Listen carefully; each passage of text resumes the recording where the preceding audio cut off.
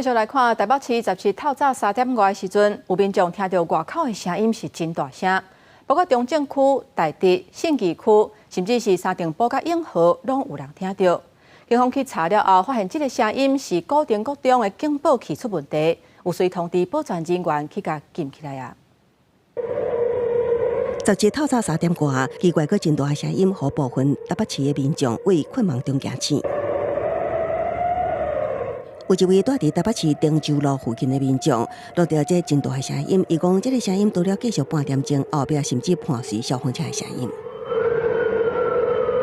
我原本以为是演习嘛，后来想想演习应该也不太可能半夜。如果真的是自然的，那我觉得还蛮恐怖的。因大声影影片曝上网了后，真侪网友留言回复，有人讲是哥吉拉，有人讲是地名，甚至也有人感觉是天使的骨架锤。声音大声到规个台北市拢听得到，同一个时间也有其他的民众录到真大奇怪声音，确实是防空警报器。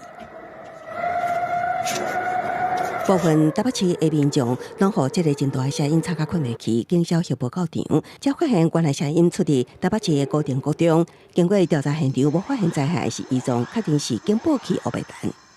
确认系警报器误鸣，随即由保全人员将警报器关闭，并通知消防单位全面检修相关消防设施。因为我们有一个火灾的受信的讯号。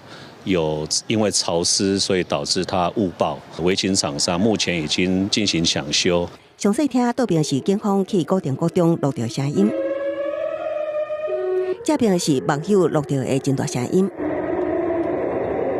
唔那真大声，声音也亲像淡薄仔同款。附近民众表示，有听过类似声音，早已经袂奇怪啊。可能风切的关系嘛，台风一定有，锋面来了。也会有，不当回事啊。声波是反射的现象，也会说从某一个声源的地区传播到一个比较远的地区。